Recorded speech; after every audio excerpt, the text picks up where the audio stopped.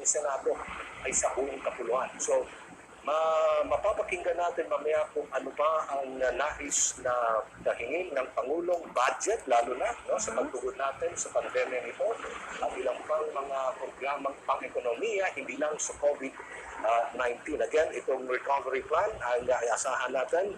And siyempre, yung bigay pa ng karagdag ng trabaho and guidepost to all agencies para po magkaroon tayo to create and implement policies para po i-restart ang ating ekonomiya. Okay, so inyo po nakikita ang ating pong sa screen ngayon, ang paglapag na po ng helicopter kung saan ito'y lulan po ang ating Pangulong Rodrigo Duterte. Buti naman at nakisabay ang panahon. Kanina napakalakas po ng buhos ng ulan, pero sandali lang, mga ilang minuto lang, 30 minutes to 45 minutes ang ulan dito po sa batasang pambansa. At halos hindi mo na nga mapansin na pasa yung sahig ngayon, na ang kali.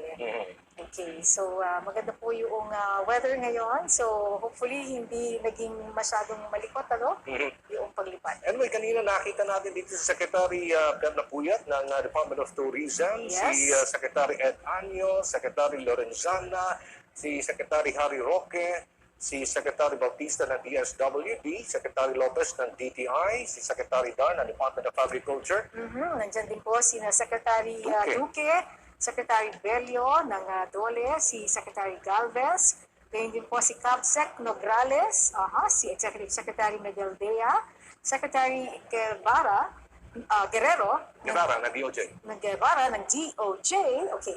At Secretary Dominguez at Secretary Tugade ng Department of Transportation. Ayan na, nandiyan po. Kitang-kita natin ang aktual na pagbaba ng Pangulong Duterte. Lulan po siya ng isang helicopter. At may mga nag-a-assist sa kanya ngayon, mga kaibigan, papasok dito po sa Batasang Pambansa Complex. Kasama niya si Senator Christopher Bongo. Okay, and some personnel coming from the Presidential Security Group, mga PSG. Napagkaigpit po ng protocols ngayon dito sa Batasang Pambansa. Again, yung mga nakapag-swab test na siguro ay yung ibang mga secretaries. Yung mga nasa loob na nakapag-swab test na sila. Nauna po yung pag-swab test kanila. Lahat po kasi ng mga guests na talagang makakasama sa loob ng plenary session ay si nag-swab test na a few days ago dahil yung results niyan mga 2 to 3 days. Yung mga nagpa-rapid test kanina ay ang mga nandito po sa labas ng session hall. So,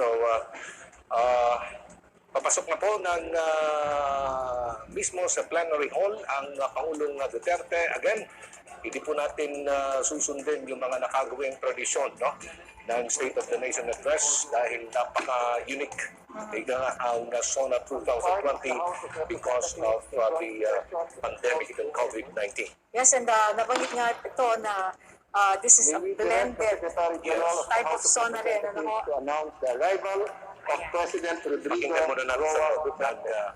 Ladies and gentlemen, the President of the Republic of the Philippines, Rodrigo Roa Duterte.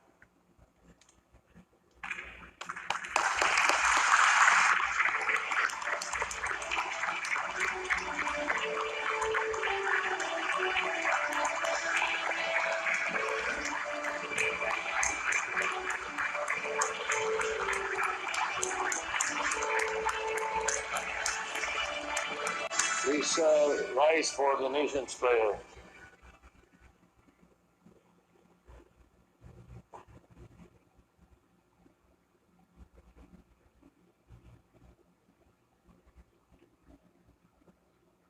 Makapangyarihang Allah.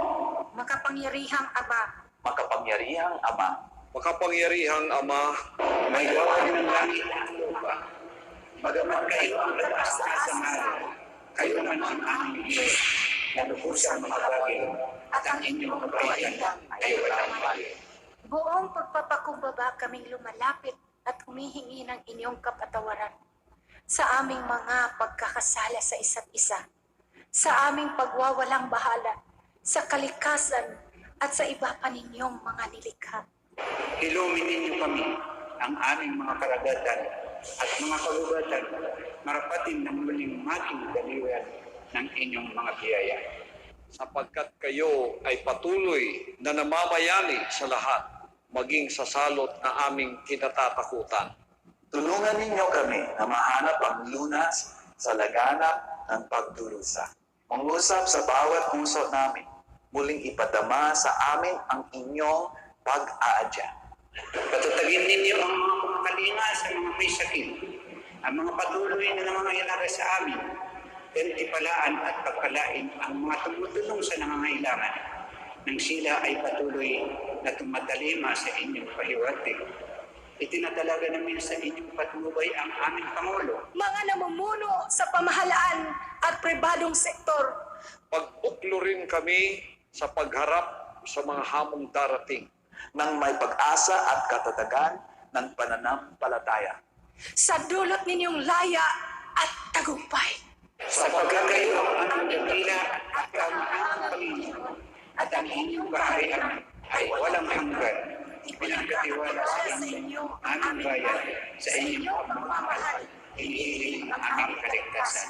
Siya nawa. Please remain standing for the singing of the Philippine National Anthem.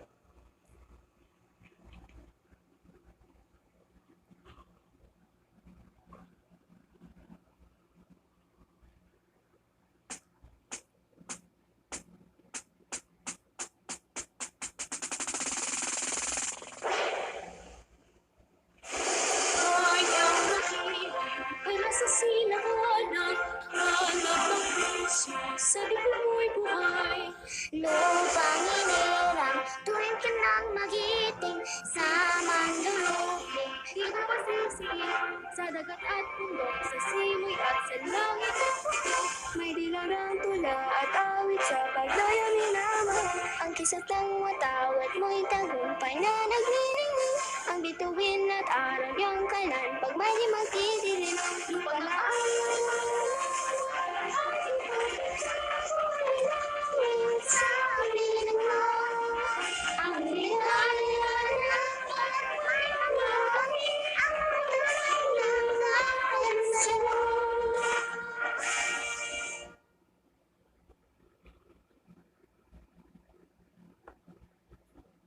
Ladies and gentlemen, honorable members of Congress, the President of the Republic of the Philippines, Rodrigo Roa Duterte.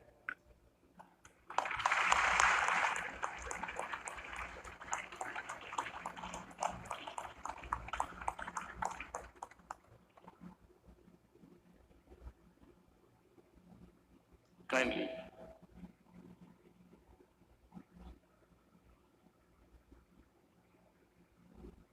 Senate President Vicente Soto III and the honorable members of the Senate, House Speaker Alan Peter Cayetano and the honorable members of the House of Representatives, Vice President Maria Leonor Robredo, former President Joseph Ejercito Estrada, Gloria Macapagal Arroyo, Chief Justice Diosdado Peralta, and the Justices of the Supreme Court, His Excellency Munter Mahfoud Salim Almantre, and the esteemed members of the Diplomatic Corps, Executive Secretary Salvador Mindaldia, and the members of the Cabinet, mga mahal kong kababayan.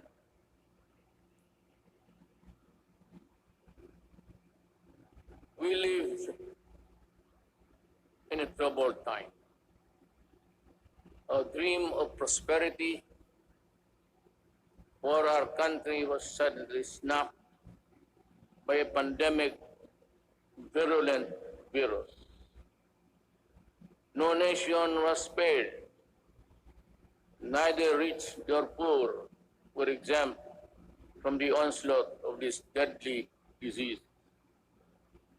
But let us not despair. The vaccine is around the corner. Sooner and not later, the virus that gobbled up thousands of lives will itself be laid to rest. In the meantime, let us express the nation's gratitude to those who courageously and willingly put their lives on the line to serve the people and country. We share the griefs of their families. No amount of tears can compensate their great losses. My countrymen, it is sad that while government focuses its attention resources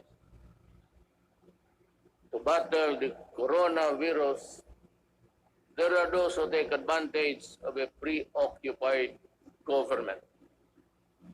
One of them is Senator Frank Dillon. In an interview, he arrogantly mentioned, among others, that oligarchs need not be rich.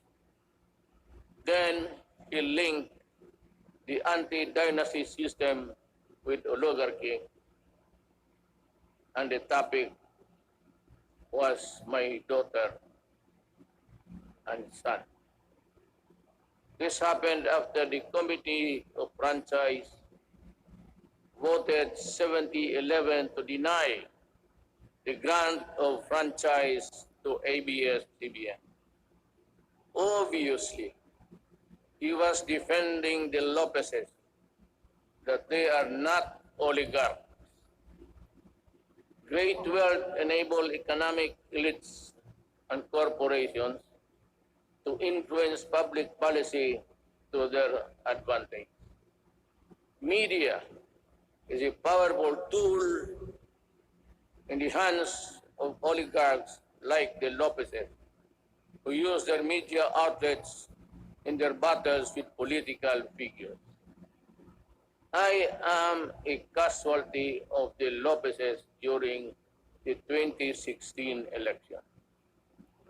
The dealers and purveyors of illegal drugs hiding in the shadow of COVID-19 have stepped up their activities.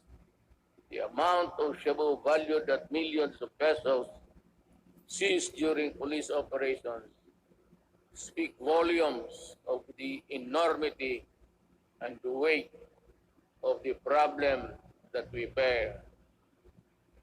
The corrupt, the grafters, and the influence peddlers also take advantage of their fear and confusion that coronavirus generates the financial and material assistance of government to the unemployed, the sick, and the destitute, running into billions of pesos, are not spared from corruption and ineptitude. Even the donations for well-meaning private persons are schemed before reaching their intended beneficiary. It is like snatching food from the mouths of the babies. The profiteers, overpricers, and the corrupt felons must be laughing while they stash their dirty money, but not for long. They cannot outrun the long arm of the law. In these regards, the words of former President Ramon Magsaysay ring fresh and relevant today as the day they were said decades ago. He said, "We need men of integrity and faith like Rizal and Del Pilar, men of action like Bonifacio, men of inflexible patriotism like Mabini. We need their zeal, their self-reliance, and their capacity to work, their devotion to service, and their ability to lose themselves in the common cause of building a nation. If we allow greed and self-interest and ambition to rule us, then as stated by one prominent physician, we will be left with nothing better than the lesser evil instead of the greater good. In my inaugural address 4 years ago, I said that no leader can succeed at anything of national importance without significance unless he has the cooperation and support of the people he is tasked to lead and sworn to serve. The efforts and resources which we poured out produced the momentum needed to bring our country closer to our goals. Suffice it to say, we made significant strides over time. Over 4.3 million poor families benefited from the Pantawid Pamilya. Over 92.2 million beneficiaries received subsidies under the unconditional cash transfer program. We also made available tertiary education and universal health care. Public utility drivers were given assistance to the Pantawid Pasada program. There are complaints that some drivers did not receive any assistance at all. I have directed the SWD and DIRG to look into this. I welcome the passage of the law postponing the barangay and sangguniang kabataan elections. The postponement saved much needed government funds and ensured the implementation of projects under the current barangay officials. In the hindsight, it also saved us from holding the polls while we dealt and continued to deal with the pandemic. The Malasakit Centers Act has proven to be a great help to our less fortunate citizens needing medical services through one-stop platform in government hospitals. We commend the initiative and work of Senator Bongo in this regard, as well as other significant pieces of legislation as of today. There are 75 Malasakit centers serving Filipinos all over the country. These centers will be of great help in ensuring that our people remain healthy and resilient during these challenging times. The Salary and Standardization Law of 2019 increases the salaries of civilian government workers. I hope that this law will inspire our government workers to perform better and encourage young, brilliant citizens to join public service. I appreciate the law of establishing the National Academy of Sports. We can now give our deserving student athletes the training and the support they need to excel in their chosen field of endeavor. With the commitment of key members of Congress, the Executive Department, the FISGO, or the Philippine Sports Commission, and the Philippine Olympic Committee, we're bound together with one vision to host the 30th Southeast Asian Games. Our athletes prevail. More than that, we fostered pride, patriotism, genuine sportsmanship, and camaraderie in our South Asian brothers and sisters. Indeed, we won as one. To our business community and the general public, We assure you that the landmark ease of doing business and efficient government service delivery act has been gaining momentum. We are closer to eliminating over-regulation in government services. Frontline processes, including consular services, processing of building and business permits, and the services of overseas Filipinos and seafarers were streamlined.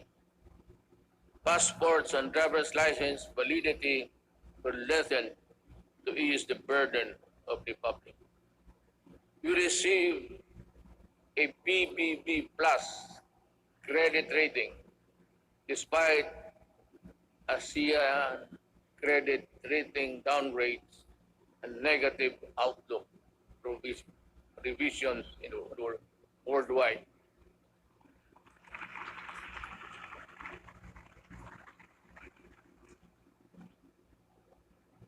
The Japan Credit Rating Agency upgraded us from BBB plus to A minus last month. Meanwhile, Moody's has affirmed and maintained the country's ratings at BB2, BAA2 rather.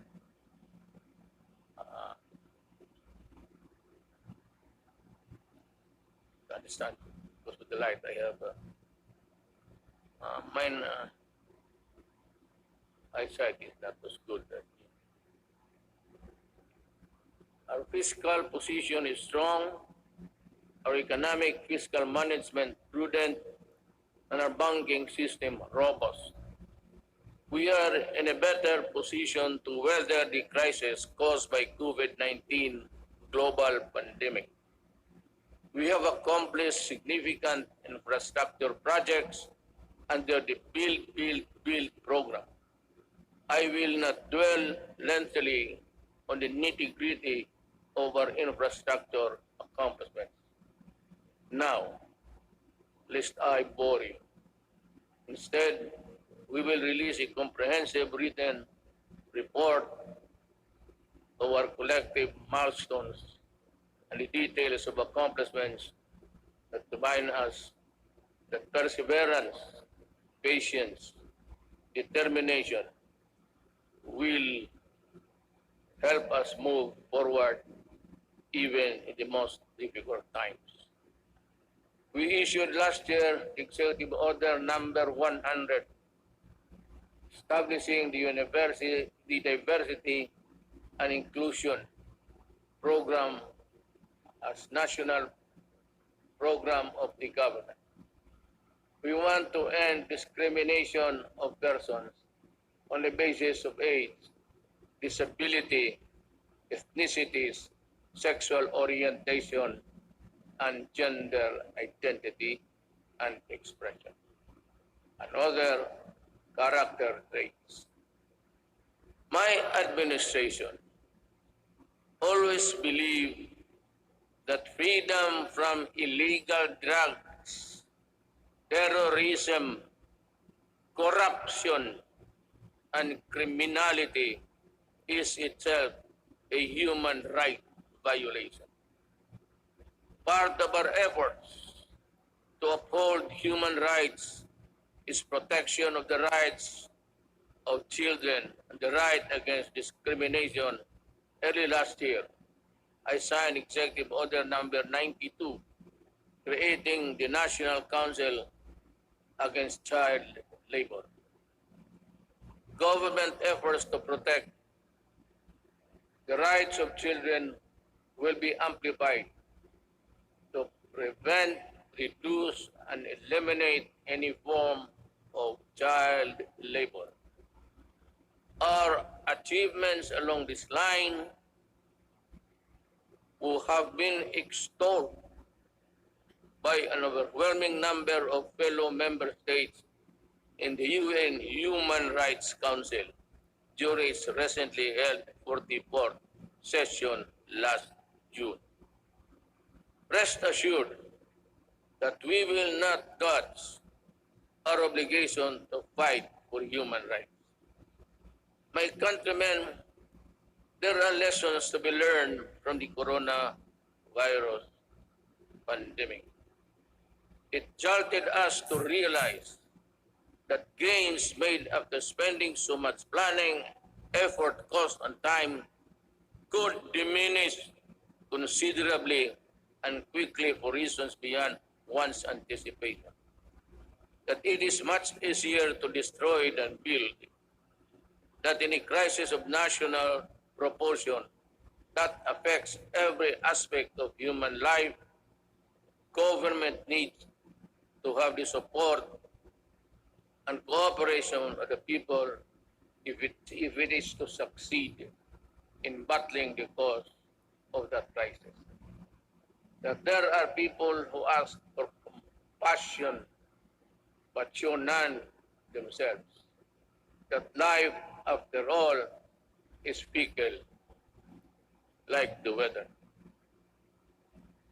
The gains we achieved for the first 3.5 years were put to a test when the pandemic suddenly struck the global community.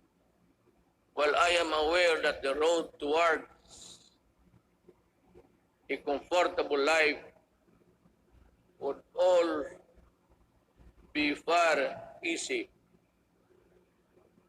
if the pandemic had not occurred, and around the rest of the world we suffered.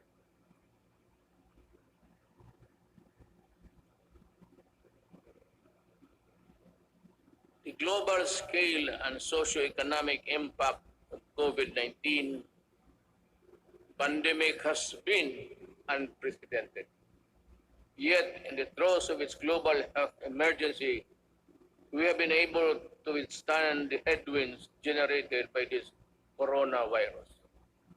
In this regard, I would like to express my gratitude to all those who made possible the steady supply of food, water, basic utilities of our households.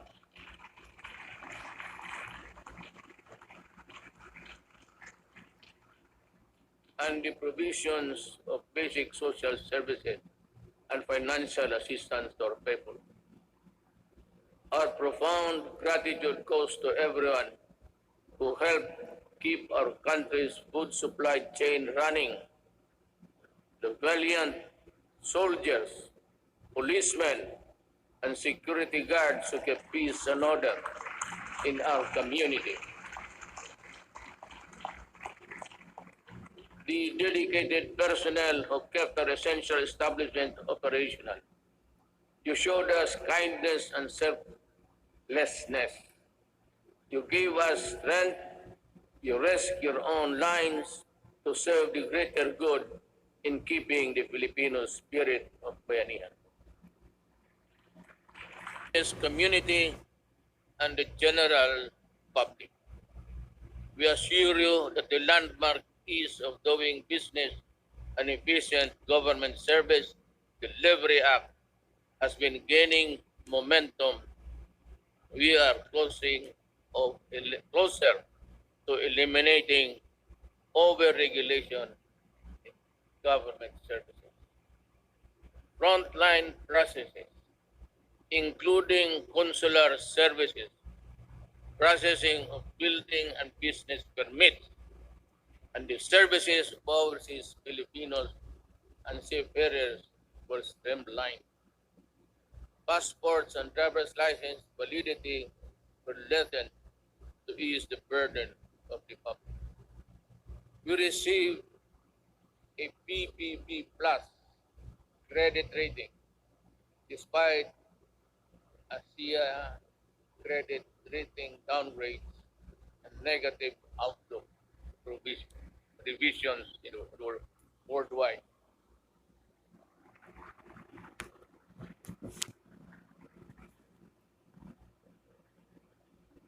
The Japan Credit Rating Agency upgraded us from BBB plus to A minus last month.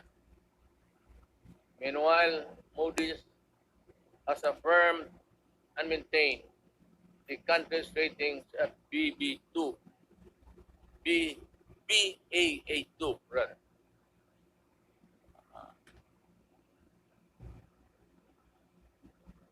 That's not the light I have. Mine, I checked. That was good. Our fiscal position is strong, our economic fiscal management prudent, and our banking system robust. We are in a better position to weather the crisis caused by COVID-19 global pandemic. We have accomplished significant infrastructure projects under the Build program. I will not dwell lengthily on the nitty-gritty of our infrastructure accomplishments. Now, lest I bore you. Instead, we will release a comprehensive written report of our collective milestones and the details of accomplishments that remind us that perseverance, patience, determination will help us move forward even in the most difficult times.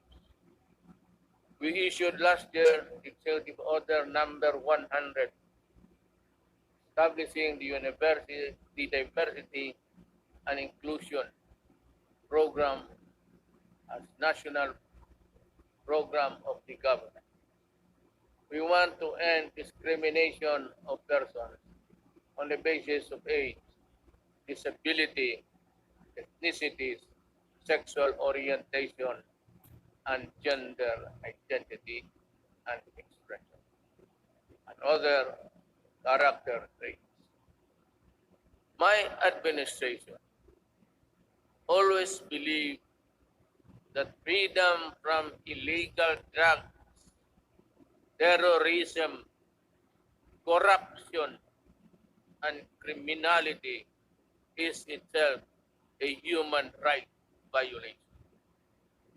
Part of our effort to uphold human rights is protection of the rights of children, the right against discrimination. Early last year, I signed Executive Order number 92, creating the National Council Against Child Labor.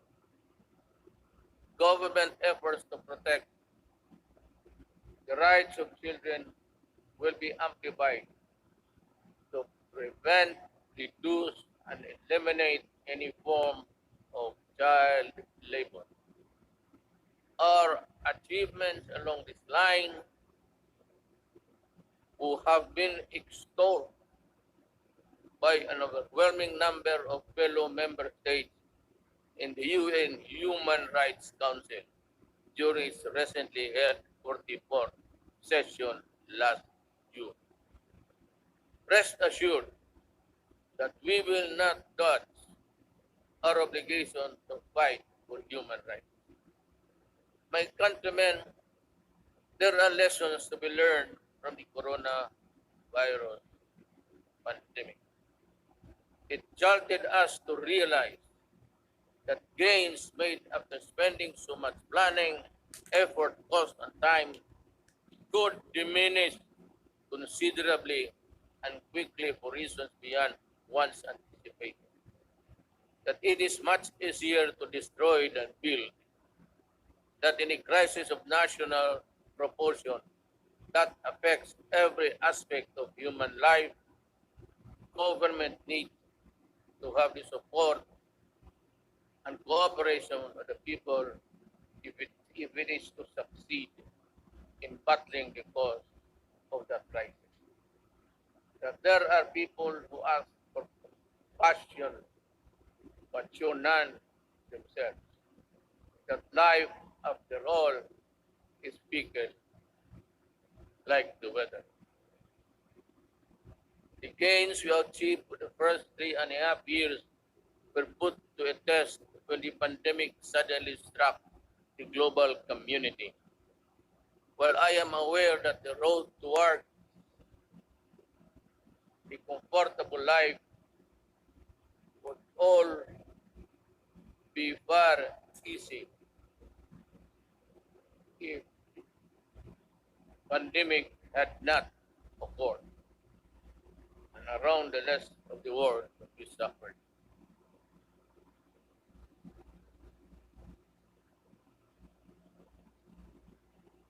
The global scale and socio-economic impact of COVID-19 pandemic has been unprecedented. Yet, in the throes of its global health emergency, we have been able to withstand the headwinds generated by this coronavirus. In this regard, I would like to express my gratitude to all those who made possible the steady supply of food, water, basic utilities of our households.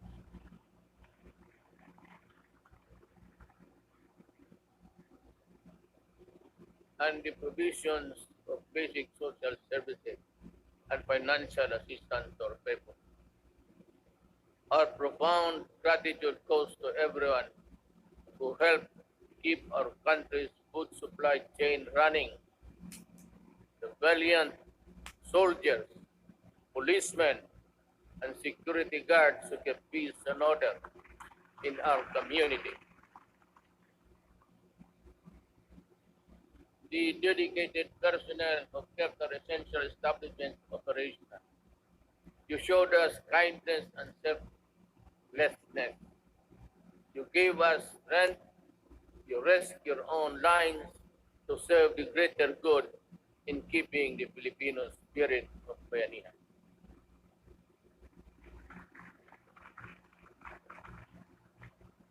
I also thank the men and women of the Interagency Task Force on Emergent Infectious Diseases and the National Task Force Against COVID-19 for all the countless hours spent to keep the pandemic in check and for all the efforts it made to ensure the safety of our people.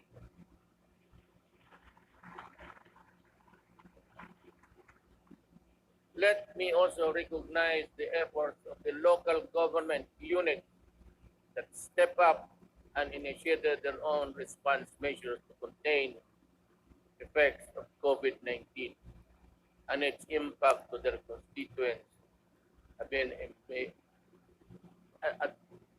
impact to its constituents. The shadow says it's a period there. I know exactly the difficulties you are undergoing. I pray that the officials of each LGU in our country, from the barangay to the autonomous regions, would set aside partisan politics and selfish interest to do what is right and good for all. Likewise,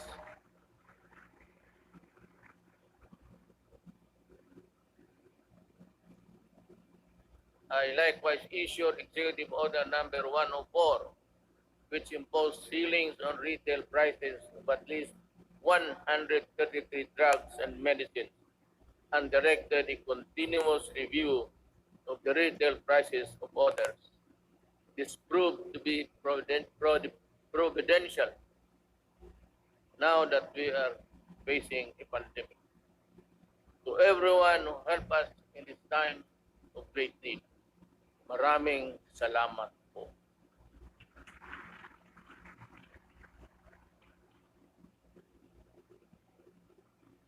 Let me say that the strength of a nation rests in the hands of the people acting as one big government. In the pursuit of common goals and objectives, when the pandemic struck, I decided to prioritize life over other considerations according to experts. The intervention that the government had put in place prevented as much as 1.3 to 3.5 million infections. To me, even if the numbers were much lower, it would still be, would have been worth the sacrifice we made. Buhay muna bago lahat. We initially encountered difficulties ramping up our testing capacity. We now have 93 accredited testing laboratories nationwide, and we are aiming to conduct 1.4 million tests by end July and ensure a quick turnaround time of 48 to 72 hours. Under the Social Amelioration Program, we allotted 2.5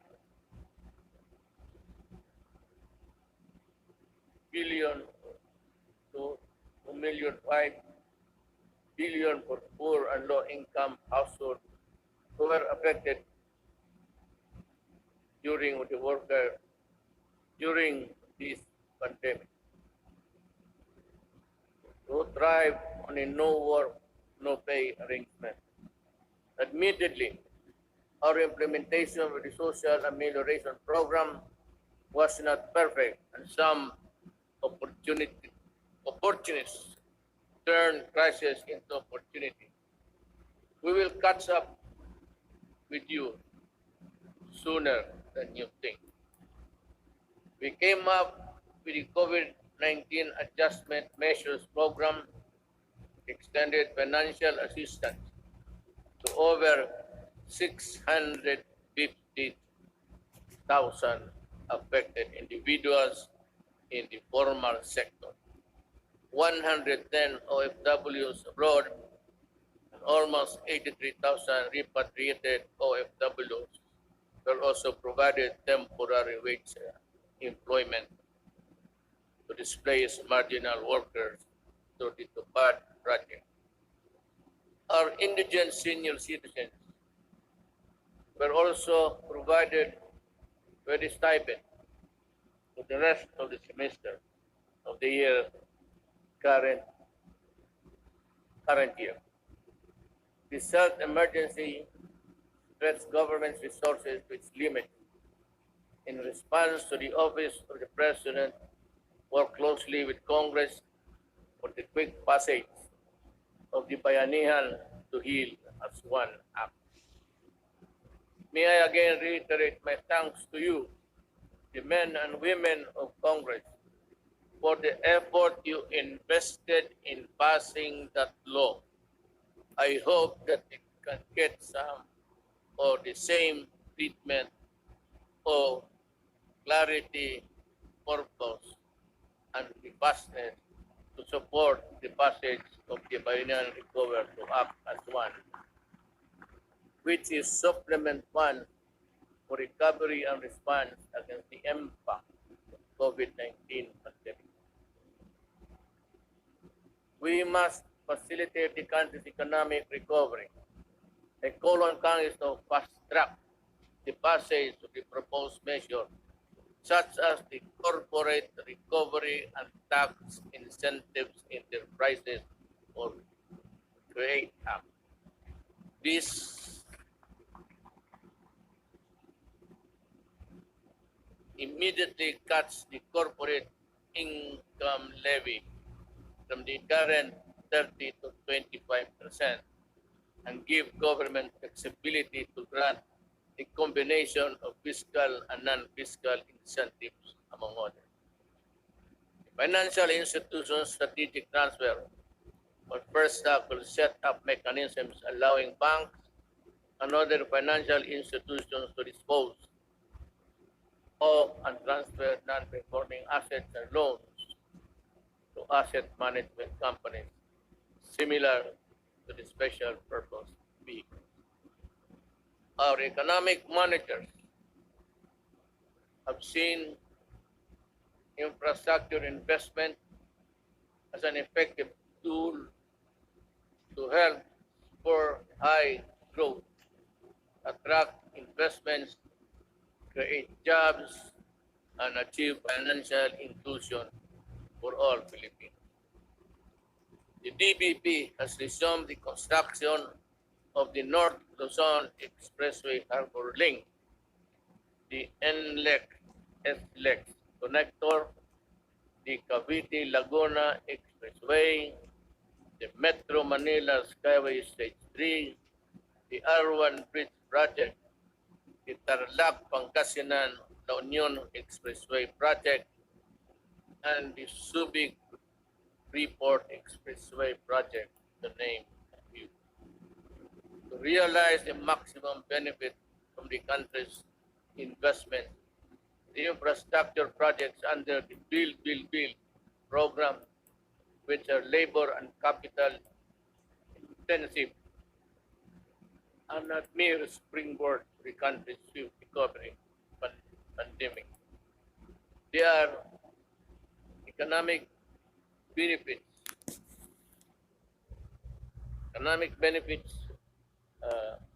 to be distributed to all corners of the country and for sustainable stability in the urban centers, particularly Manila.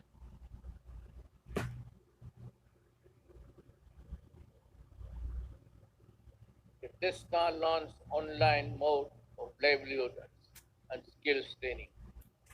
There are 71 free online training to help upskill trainees with the right opportunities. I asked TESCA to come up with special training programs to retool our OFWs so they can find employment opportunities here and at home.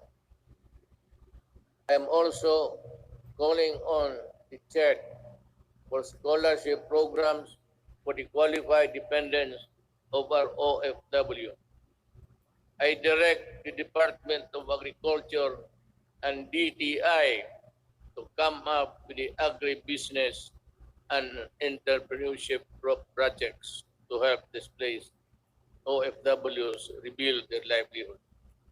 Further, I ask the Land Bank and other government financial institutions to continue providing low interest loans to our OFW.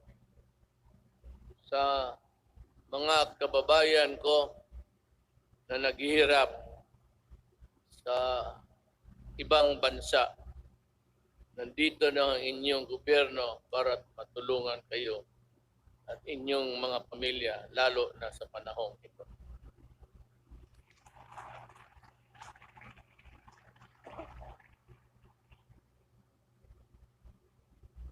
The government will intensify its efforts to help businesses, especially micro, small, and medium enterprises, or MSMEs, by providing responsive government assistance and services capitalization and business operation support as we adapt to the next normal.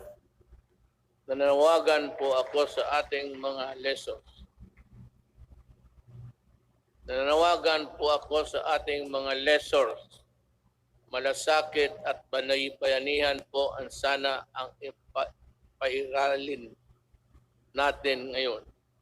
This is not the time to drive away lessons. During normal times, they were the primary source of your income stream. Now, it's time to be fair and compassionate.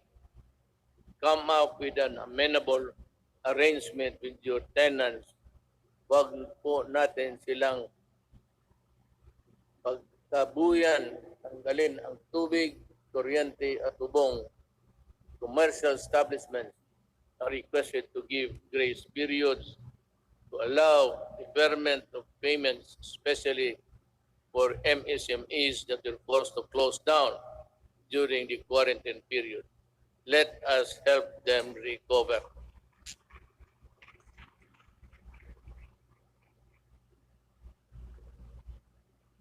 We pump prime the recovery and rehabilitation of the MSMEs. The DTI to the Small Business Corporation set up the Philippine 1 billion COVID assistance to restart enterprises or CARES program to provide zero interest loans for MSMEs affected by the pandemic as of July 10, 2020. Over 2,600 loans applications worth more than 182.5 million have been approved. We are optimistic that this initiative will help our MSMEs stabilize and recover from their losses. I also join the Bangko Sentral ng Pilipinas and the banks operating in the country to provide regulatory relief for our MSMEs and allow loan payment extension without incurring penalties and charges.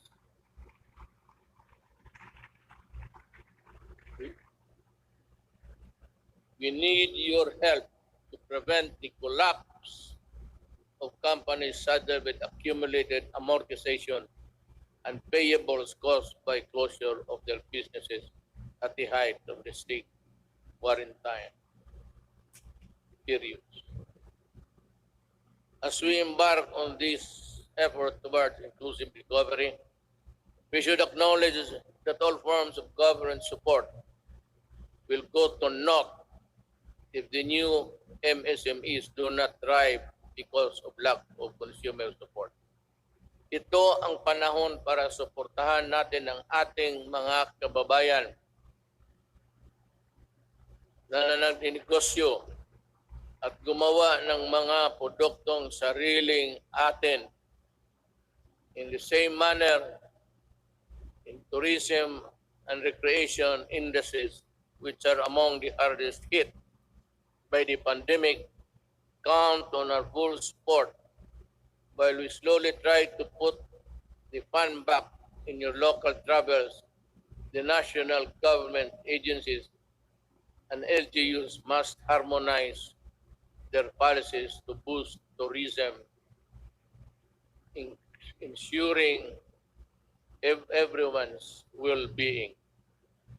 We enjoin our people to help boost the economy by traveling locally.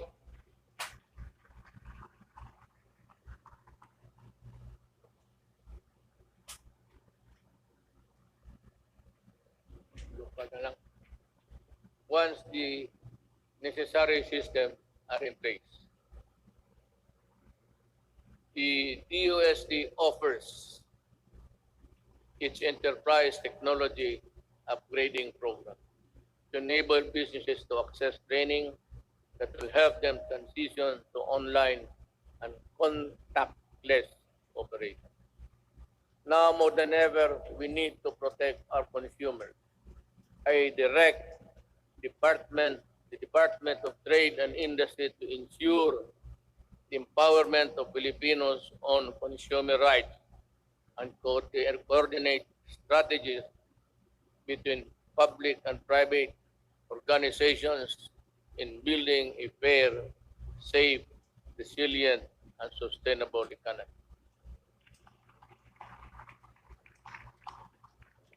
There are welcome developments for commerce and industry, but major economic activities take place in borderless environment with a meager regulatory controls. They expose consumers to various risks related to security, data, privacy, and misrepresentation. We must patrol the country's cyberspace and enforce online consumer and data protection and privacy law. We must run after online scammers and those undermining the people's trust on the online transactions. We must continue to protect Filipinos in the normal and remind the world that we are responsible stewards of data. I am committed to protect both physical and digital lives of our law-abiding countrymen.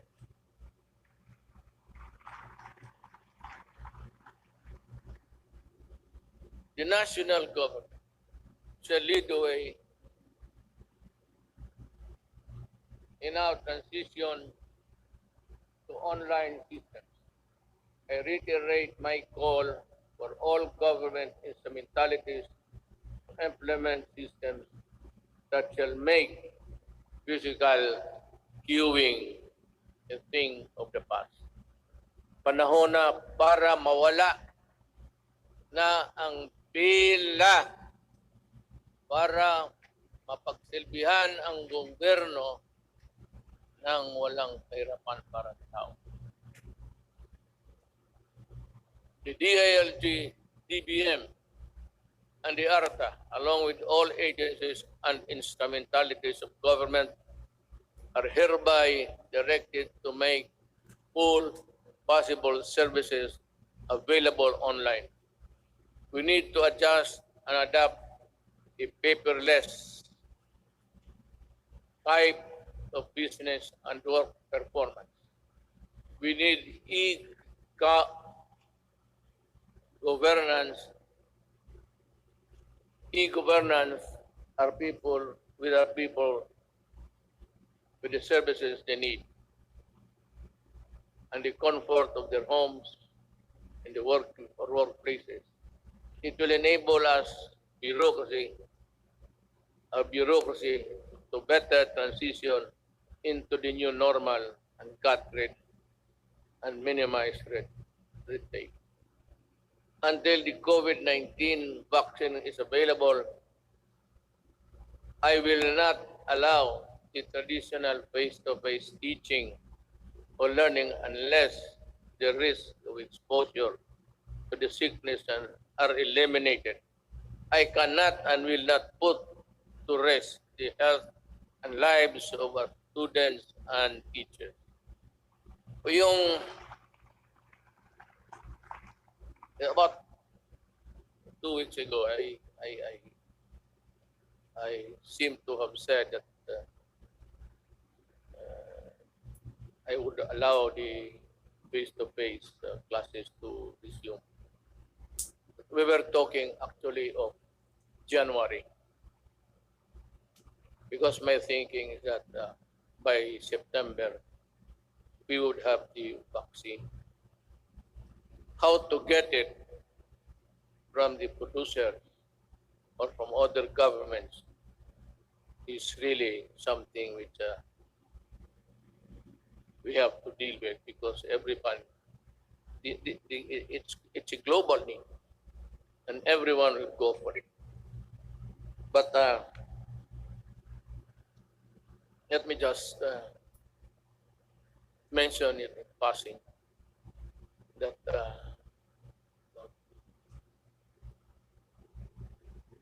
4 days ago, I made a plea to President Xi Jinping that if they have the vaccine, can they allow us to be one of the first, or if it's needed, if we have to buy it, that we will be granted credit so that we can normalize as fast as possible.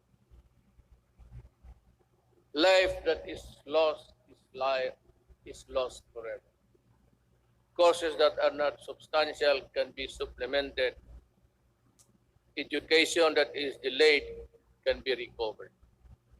We must implement online learning, modular learning, and TV and radio-based broadcasts, which students coming from different backgrounds can avail. DepEd will provide the printed modules for those who cannot afford online learning. In support of the learning continuity program through blended learning, we plan to increase the number of schools with ICT equipment in the coming months. The DepEd and the DITC are building up the public education network, or PEN, that will connect all public schools and DepEd offices nationwide. We will prioritize the connection of all last mile schools and those who with no electricity supply can have it via satellite and energized via solar panels. By 2022, before I step down, the pen shall be realized.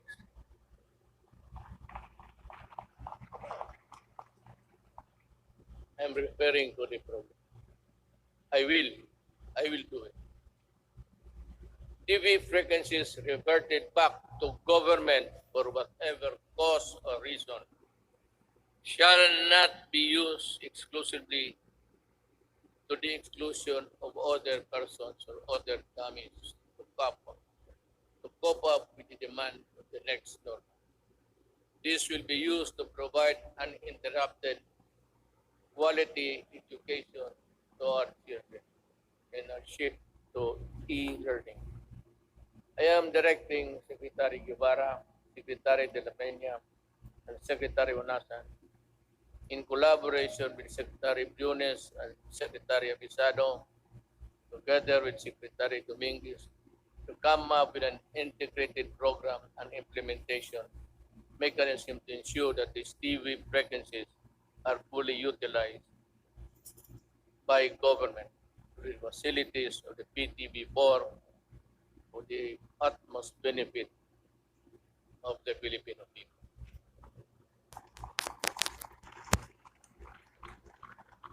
Let me just allow me to segue a little bit. For the remaining 2 years of my term, all is good that belongs to government, whether it be the airwaves, whether it be the lines, or whatever that is good for the people will belong to the government, and it should be government who should be given the first option to utilize them. Ang sobra kanila. I call on our communication companies to improve their services lest we be forced to take drastic steps to address the less than deal service that the public is getting from you. Alam mo, singit na lang ako dito. I am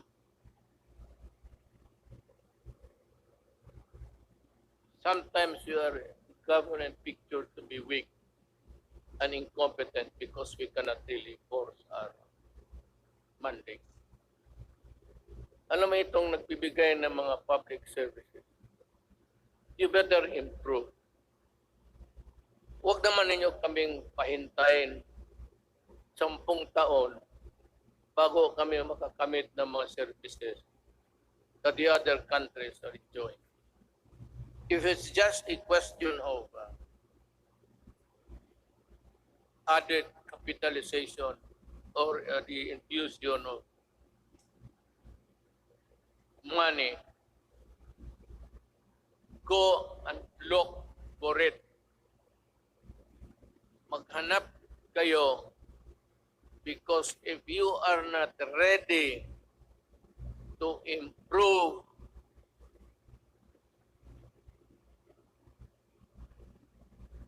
I might just as well close all of you and we revert back to the line telephone. At kukunin ko yan, i-expropriate ko sa gobyerno. Alam mo itong I'll be smart. Pati itong globe, ilang taon na ito. At ang sagot palagi sa akin, the party cannot be reached. Saan pa na pumunta yung yawa na yun?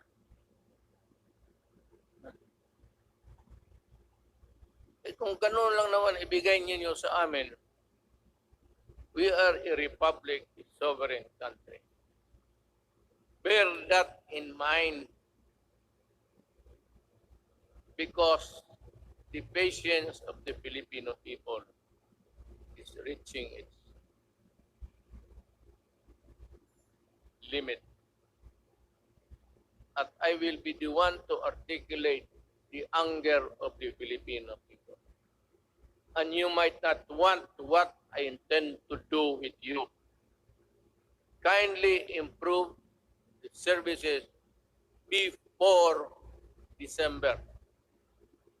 I want to call Jesus Christ to Bethlehem.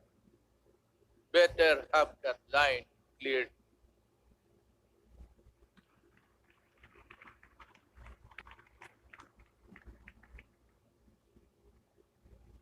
Alam, ito ang atin na po. Ano ako sa inyo. I have been a citizen of this country and parang nilalaro lang ninyo. Kayong may pera. May pera kayo? Negosyo. Wala kayong pera, putang. Umalis kayo dito. You know, you give us half deals, half cook, transactions, lousy service. Tapos ang tao nagbabayad. Tell us now if you cannot really improve on it. Because I will work by December. I have 2 years. The next 2 years will be spent improving the telecommunications of this country. Without you, I will find a way. I will talk to Congress and find a way how to do it.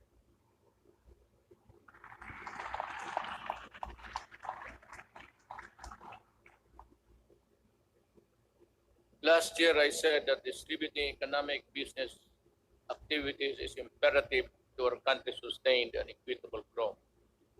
Today, I reiterate that statement. I issued Administrative Order Number 18, directing concerned agencies to strengthen the development of special economic zones in areas outside Metro Manila. I also issued Executive Order Number 114 to institutionalize the Balik Province of Bagong Pag-asa program. This consolidates and refocuses existing economic and social welfare programs, activities and projects toward the countryside. It is also an international agency council headed by Executive Secretary Salvador Meteldia, which will create a framework for the effective implementation of the project. Kung hindi ninyo ako naiintindihan, nabasa ko, mas lalo ako.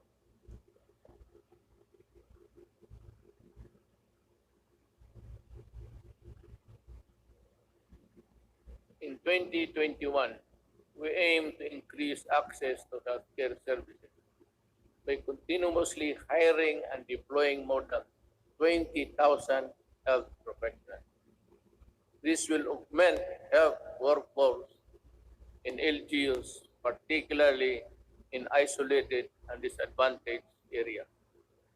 We will implement projects to establish and improve barangay health stations, rural health units, and other healthcare facilities.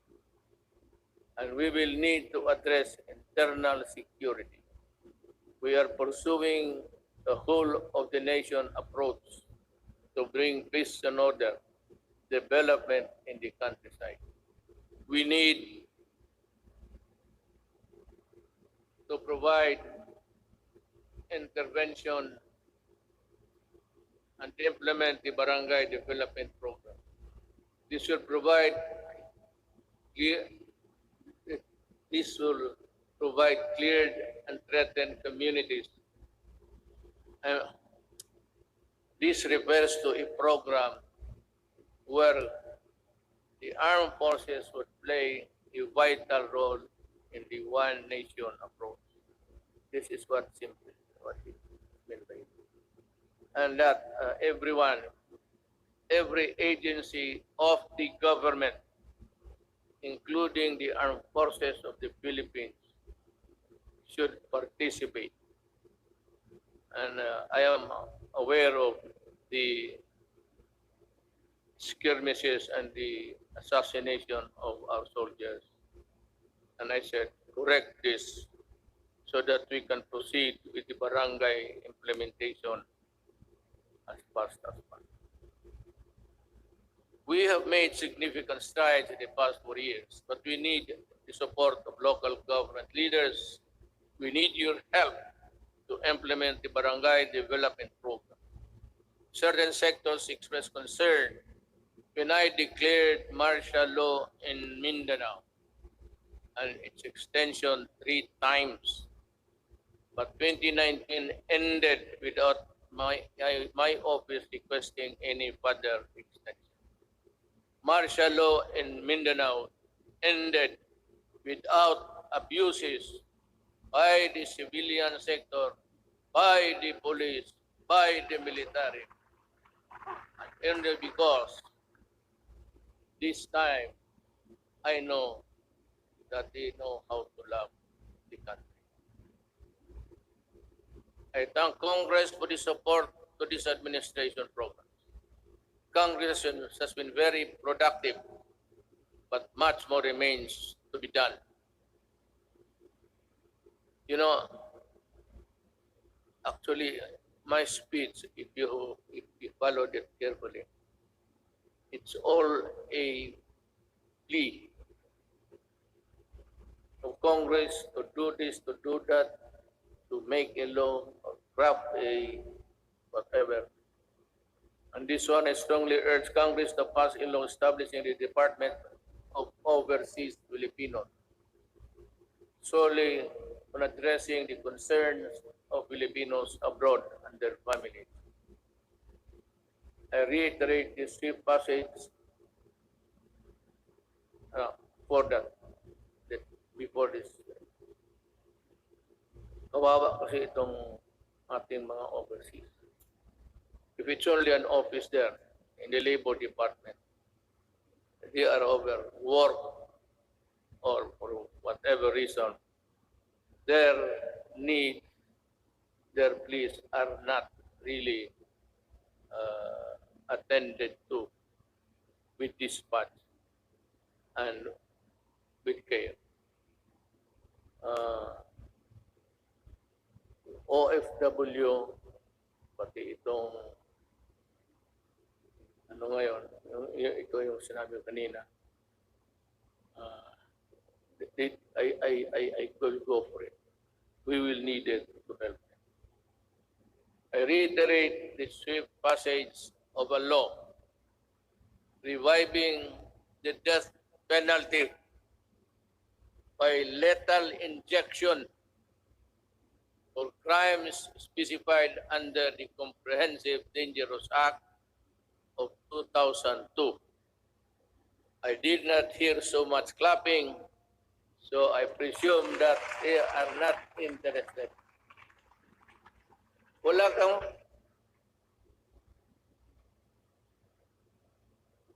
someday I'll tell you the story, what happened to the Philippines. Hindi ngayon. But when I'm sabihin ko sa inyo totoo, bakit nagaganito yung droga ng Pilipinas?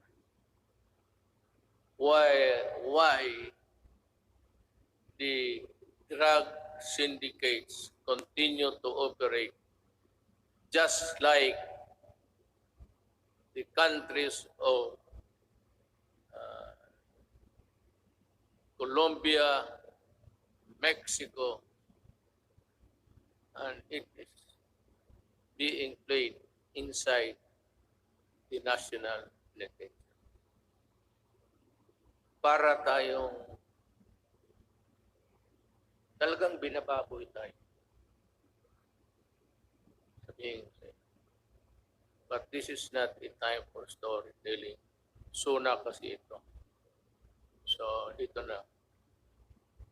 this law will not only help us deter criminality, but also save our children from the dangers posed by the illegal and dangerous drugs. May I be allowed with the indulgence of the body? Itong bakit talaga ako galit sa droga. Let us make this a semi-formal speech. Alam mo kasi, 5 pamilya members o 6 or 7. Pagka bumagsak yung tatay to drugs, the family crumble. There's no more hope. Druga, and if he's receiving his salary, nagtatrabaho sa pantalan, 300 a day. Tapos ang shabu is sold at 2. He has about 100 to bring home. Kaya pagka gano'n, nag-aaway-aaway na. Ang mga bata hindi nakapag-aral. Iba, ligaw na mga babae into early prostitution. Kung ano-ano na yan. Hindi lang alam nitong mga na this is happening all over the country every day. And what is really very tragic is this. When the family starts to crumble, there's no more family home. And invariably, the wife would look for another husband, would look for a job, usually, easily, doon sa abroad. At yung asawa, aalis, yung lalaki na sa droga, yung mga anak iniiwan sa kapitbahay, sa kapatid. And the ferocity of the loss of the Filipino family home has been destroyed. Kaya kung anong mangyari nito, the wife works in the Middle East. I am not zeroing on any particular country, mind you. But alam naman, there are tribes in the Middle East which would allow rape as part of the territory of being a house servant. Kasama yan. Kasama talaga yan. So yan ang mahirap dyan. You have a wife that are being crucified, being used, magpadala ng pera, tapos ang mga anak, asan nasa Cebu na rin. Kasi these are the guys that the Cebu people would really, stick by them until it crumbles, the resistance. And then you have plenty of this all over the country. Nila alam. Yung sinasabi nila ng misery sa human rights, plus 10 yan. Not to count the victims of crimes perpetrated by people addicted to. That is the reason why I'm so vicious in my galit talaga. Nilalaroan tayo. Well, I don't know. Any other president might. Pero ako ayaw ko. Ayaw kong dalaruan ng Philippines. Do not do it in my country because I will really kill you. That is a commitment. Owning safe, decent, and affordable housing is every Filipino's dream. But the housing market remains inaccessible to most of our countrymen. I renew my call for Congress to pass the National Housing Development Bill and the Rental Housing Subsidy Bill. This will enable all Filipinos, regardless of social status, to live in decent homes where their families can lead meaningful lives.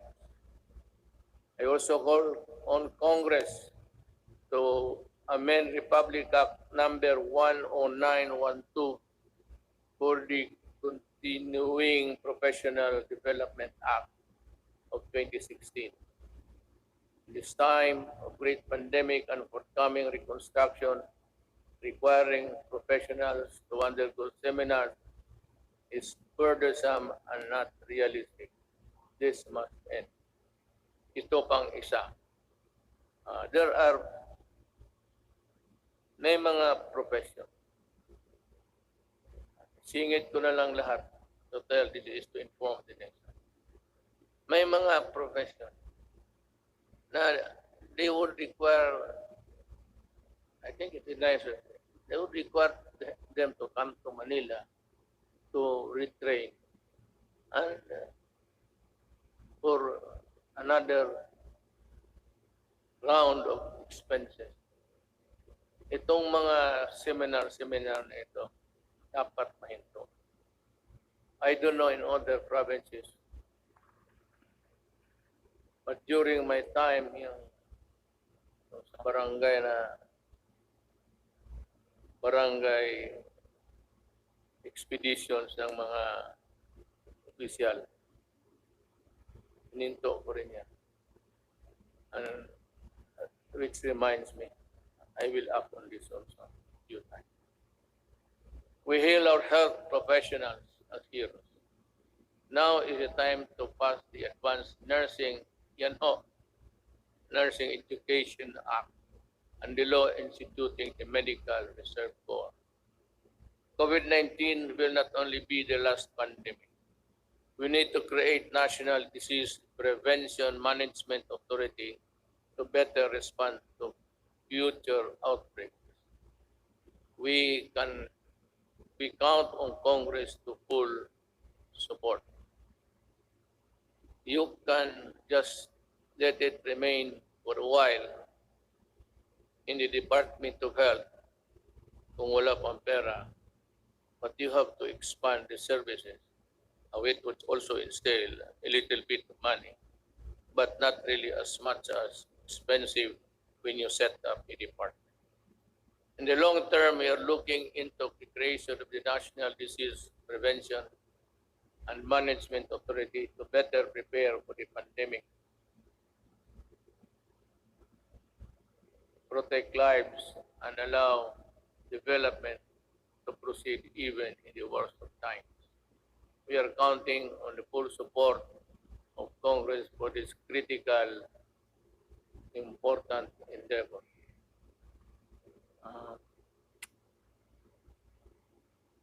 I don't know, but I leave it to Congress to really.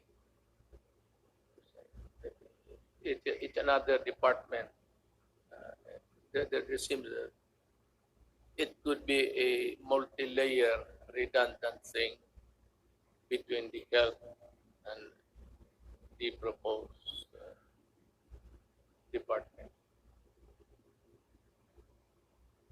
I call on Congress to prioritize the passage of a law for the unified system of separation, retirement, and pension, and of the military and uniformed personnel, without, however, diminishing the benefits that our uniformed personnel are entitled to under existing laws.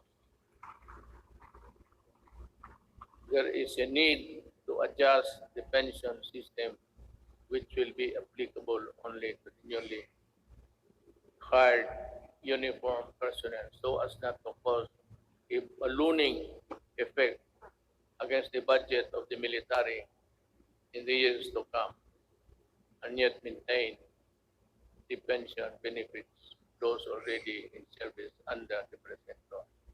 This issue needs a solution now. Umpisahan natin ngayon para hindi na maging problema sa sunod na mga taon.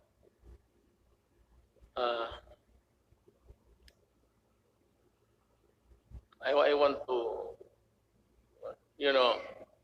one of the, this is not politicking, I am not running I cannot run anymore.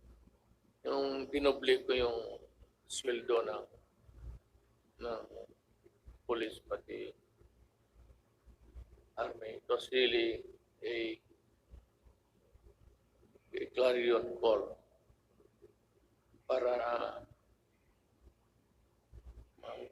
for them also to have decent life and that are able to get the things which ordinarily cannot be reached by any government employee.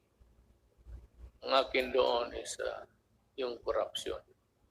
That maybe it might be a vain attempt, but maybe dagdagan ng sweldo para it could be a hedge against corruption. We must also modernize the Bureau of Fire Protection and the Bureau of Immigration with urgency. Alam mo, sa Davao, and you go there, I can show you. One of the serviceable trucks, fire trucks that we have in the city of Davao. Of course, ang city meron ng sarili.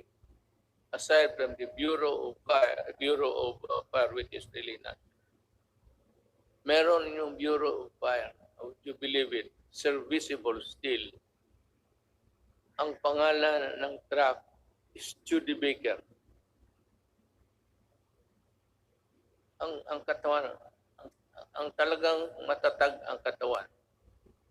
Kaya ang makina isuso. Pero okay pa rin. It can put up. Totoo. This is how this Bureau of Fire issue medyo na overlook natin ang matagal. I emphasize the creation of the Department of Disaster Resilience and our people's safety, which cannot be delegated to any council or commission. Equally important is the establishment of evacuation center in every city, province, municipality throughout the country. We must act before another major disaster shakes into action. Problem, disaster, and even a fire cannot be made a study for projection when the earthquake would suddenly come and make a big crack there. Hindi natin alam talaga. Ang ibig kong sabihin, this will require more than just one brainwork kung paano talaga itong how to prevent or avoid disaster. Could be, by the way,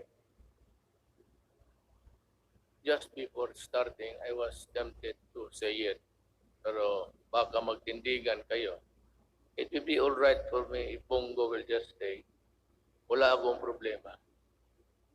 Sabi ko na this piece of speech of mine would be one of the longest SONAs that I will deliver.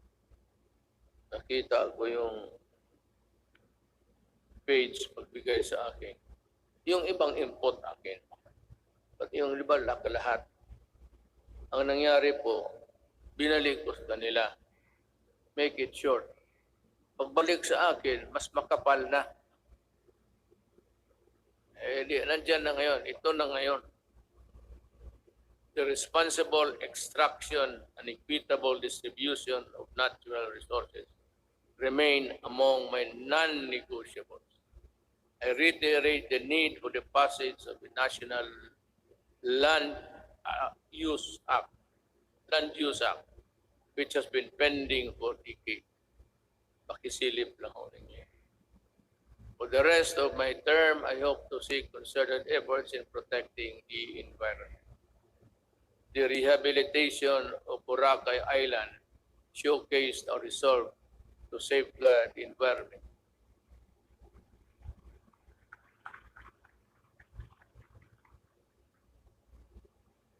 Boracay is doing well because of its scenery. If it's only a coconut and a black sand, white sand and water, wala yan.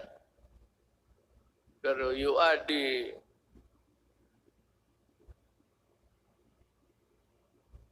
visitors there, then it becomes a very tempting destination. We have seen remarkable emergence of the island back to its former glory. I want this sustained. I ask Congress to enact a law creating the Boracay Island Authority, or BIDA. We need it. I cannot stress enough the importance of agriculture. The growth of our economy depends on a robust agricultural sector. We must utilize the coconut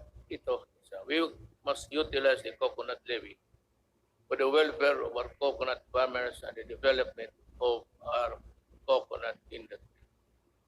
I urge everybody, both of the executive department, that ito yung pera na nakuha doon sa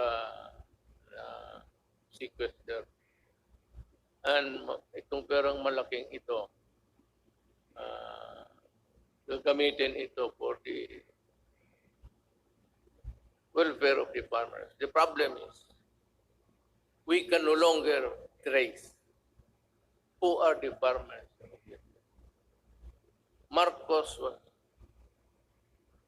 Marcos is a distant star. We do not know. Ako alam ko because we had a little piece also that was governed by the land. Hindi na natin malaman kung sino ang may-ari. So I think Congress should look again and try to sort out how best the money can be utilized. I will not make any suggestion, but I leave it to Congress to decide what to do with it.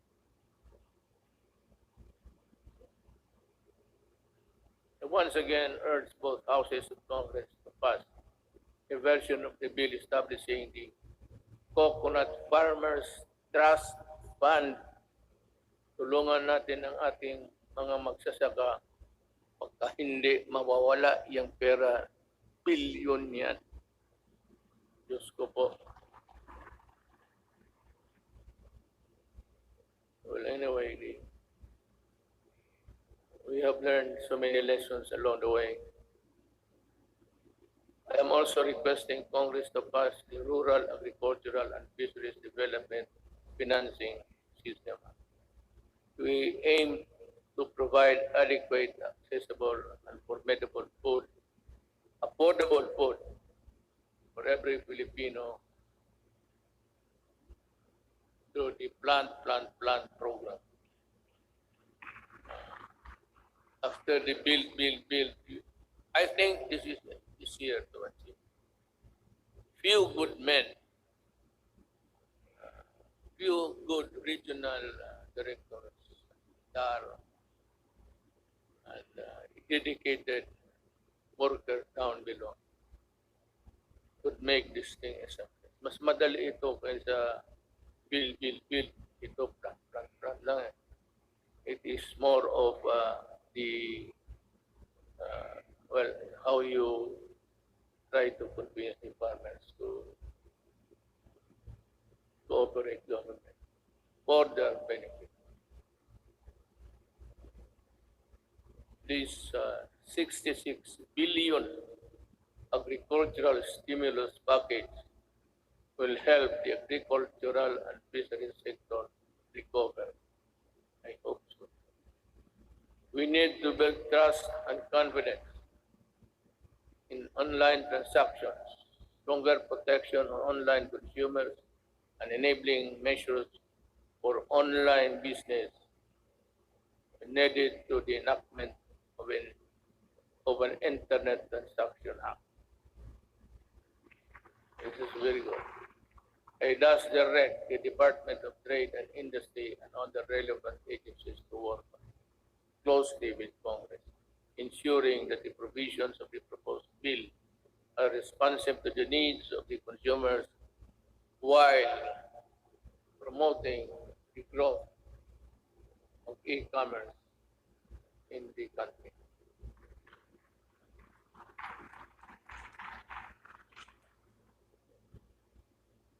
If you are tired of clapping, you just say so I can make issue cut. Pabilisan lang. On the path of better governance, we travel with other parties, both old and new, of health, bolstering the antiquated public health system for bringing home our laid of Filipinos overseas, for filling in supply gaps for crucial medical supplies and equipment and staple food. For these and many more, the Philippines thanks all friendly nations. We will never forget your kindness and your timely support. Within ASEAN and beyond the Philippines, we will continue to work with partners to address global perils and ramp up cooperation to secure for our peoples greater peace, progress, and prosperity.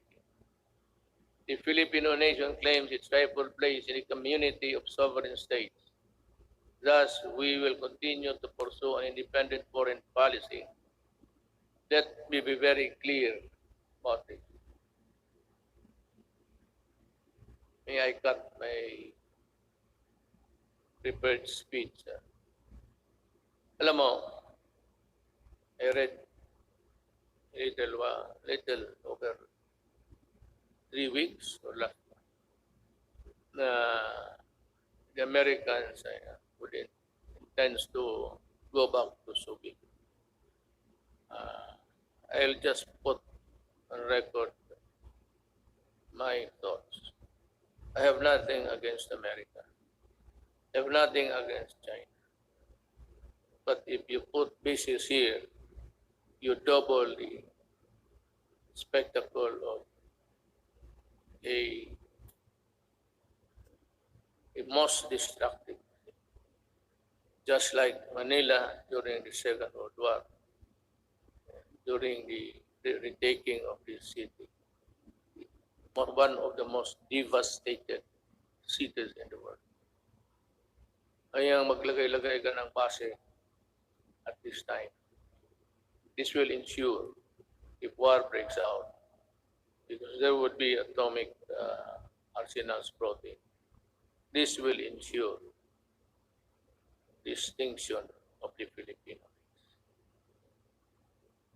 We work without fail to protect our rights in the South China Sea, neither beholden nor pawn to anyone.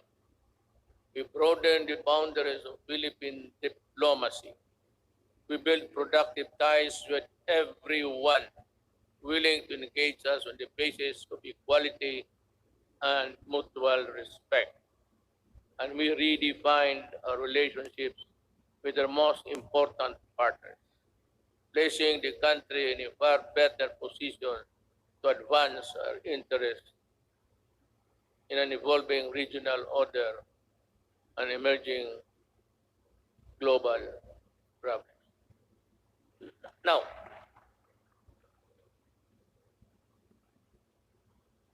plenty of critics, both sides,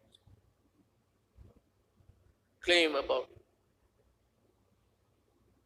nothing has been done to retake forcefully or physically the South China Sea.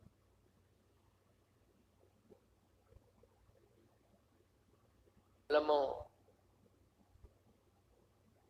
unless we are prepared to go to war, I would suggest that we better just follow and treat this, I said, with the diplomatic endeavor. China is claiming it. We are claiming it. China has the arms. We do not have it. So, it's simple as that. They are in possession of the property. You remember property, your lawyer property rights. They are, it has nothing to do with the Philippine laws on property. But it's akin to, they are in possession. So what can we do? We have to go to war. And I cannot afford it. Maybe some other president can, but I cannot. Inutil ako dyan, sabihin ko sa'yo. And I'm willing to admit it. Talagang inutil ako dyan. Walang magawa. I cannot. The moment I sent my Marines there at the coastal shores of Palawan, tinamaan ng cruise missile lahat. Hindi pa nga sit sail yan. Sabog na. Let me see again that the victory in a global battle against COVID-19 would take longer than we expect. Everyone's cooperation is needed. I know that you have, the Filipino people, have sacrificed a lot. That we have no other choice but to work together and to do even more. I must admit that our actions have been far from perfect. Totoo yan. I admit it. And there could be improvements here and there. But all of us in government, including myself, assure you that we will not stop until we get things right and better for you. I know that many of you are worried not only about health and safety, but also about our ability to move around and ride public transportation. The depletion of your savings due to the rising cost of goods and the loss of your incomes due to uncertainties in your jobs and livelihood, I assure you that your government will address squarely these problems and challenges to overcome them and proceed to a new normal. Marami ho talagang mawawalaan ng those for a middle income. You buy a car on installment basis. You cannot keep up with the amortization. You lose it. You lose the car. And you are forced to ride on public utility. Concomitantly, didiretso rin itong mga kriminal na rarami at crimes will increase. But let me assure you, for as long as I am president, there can never be a runaway crime in any of our cities. Hindi ako papayag. I can assure you, we will remain peaceful. Relatively peaceful. Hindi naman very peaceful. Pero kung sabihin mo na kagaya ng hold up dito, hold up, alam naman nila kung anong mangyari. You know what will happen to you. I am addressing myself to the criminal. You commit hold-ups, you commit rape, you commit all sorts of things, and you harm the public. then kaaway mo na ako. Pag bumalik kayo sa dati, gaya noon, patong-patong na naman ang patay dito. Sigurado, hanapin ko kayo. Do not ever go back to your old ways. Maghanap na lang kayo ng anong trabaho dyan. Magtiis kayo. To open up the economy to pre-COVID-19 levels at this time is not an option because whatever good it can produce will only be gobbled up or be outweighed by the bad it will generate sometimes. Haste makes waste. The recent upsurge of infection, when you open little windows of resumption of business, is proof of that. I am happy that I have talked to you today. You know, in other places, they opened up too early, too soon. America is one. China, well, fortunately, it was arrested on time. China and the rest, those who open up, and those who do not follow the protocols of at least the World Health Organization, they are suffering. And they have at least 140 deaths. And America, nagkukulang sila lahat. No nation on earth was really prepared for COVID. No amount of preparation because that kind of microbes visits about once every 100 years. Wala man yung mga tatay natin. What they suffered was Second World War. But tayo, we are not ready and therefore we will not gamble with the lives and health of the people. Certainly no one would want to end up in the negative side of the equation. Not me, not us. All I ask is that you continue to put your faith in your government and work with us in achieving what is best for the country and our people. Together, let us do the most that we can to ensure that this health, safety, and well-being of every Filipino, especially those severely affected, are taken care of. Together, we shall fight this pandemic with the same fervor as our campaign against illegal drugs, criminality, insurgency, and corruption in high places, and entrenched parochial interest. As a government worker, I am addressing each and every Filipino that the government cannot do this without your help. More than ever, we need to reinvigorate the deep-seated Filipino spirit of pakisama and malasakit within each and every one of us. We are being tested as a people and as a nation. Worse times loom ahead. But I do hope that this spirit of solidarity, aid, unity will serve as a drumbeat to which we shall march in unison in our quest for the light at the end of the tunnel.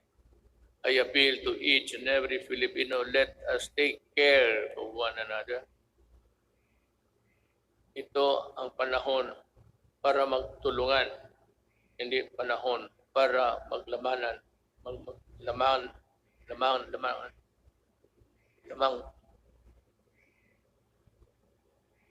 mamang dila ko. Hindi maglamang at pagkakaisa.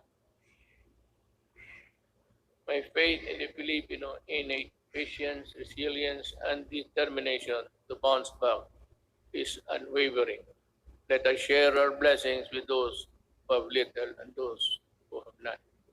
This is the time to bring out the best in us. The woes that weigh heavily on our shoulders may bend our back, but they shall not bend or break our spirit. From the rubbles of adversity, a more resilient and stronger nation, built on bayanihan and pagkakaisa, shall rise. Together, we shall overcome. Before I pardon the time, but it was really allotted time for my speech. I would just like to give a statement between us, gobyerno, kung hindi tayo nagkakaintindi. You know, Drilon standard, he was defending. I would like to ask Drilon, were you a part of Accra when this contract of Ayala water was being drafted? And why are you fumigating? Bakit kasi ikaw lang ang galit? Nasabi mo na dynasty. You are a hypocrite. You know that you cannot pass an anti-dynasty law. Ikaw nandyan sa Congress, ikaw ang mauna dito. But you know, to take it against me for protecting my country is something which I really resent. Alam mo, you describe using the dictionary the synonym ng mga oligarchy. Then you proceeded to characterize everyone, every name, and then said that oligarchy is not bad at all because not all oligarchies are bad. True, but ito, to my countrymen, the oligarchy that exists in this country is the oligarchy that existed during the Spanish time. And the Spanish land and the friar land and all the benefits that were passed on to the insulares who did not go back to Spain or to the Spaniards and into their. But that was long ago. It has been forgotten. This is the oligarchy that controls the Philippines. By what?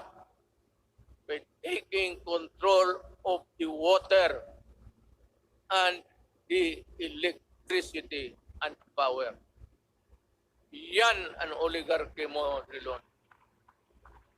Wala nang oligarchy dito except that. They have control. Look, how can you now craft a new contract? Because I would insist that you pay the billions and billions that you collected. For example, 1997, ilang bilyon na nga wala ni isa. Not even a faucet was built for a water treatment facility. Yan ang mahirap sa, you do not protect the oligarchs here. You are the one, ikaw lang mag-isa. And I suspect that you were also the one to help when you were there in the Accra. We do not even know ang mga abogado sa public documents. Hindi nga alam. Hindi natin alam kung nag-graduate pa o hindi. Wala. Would you think Ayala would get the services of those? Ayala got Accra. Accra did it. Ikaw galing ka doon. Most of you, more successful lawyers sa corporation. You handle big corporate. Yan ang mahirap. O, pangga tayo dito. Me, hinawakan ninyo eh. Hindi ka pwede kayo. Kita mo, Noong nag-increase, walang tubig. Pinuputol yung tubig. Ang tao, bumigay kasi hindi pwede tayo hindi maligo. Hindi uminom. Electricity, ayaw mag-increase. O ayan, wala ka. Palaging brown out lahat.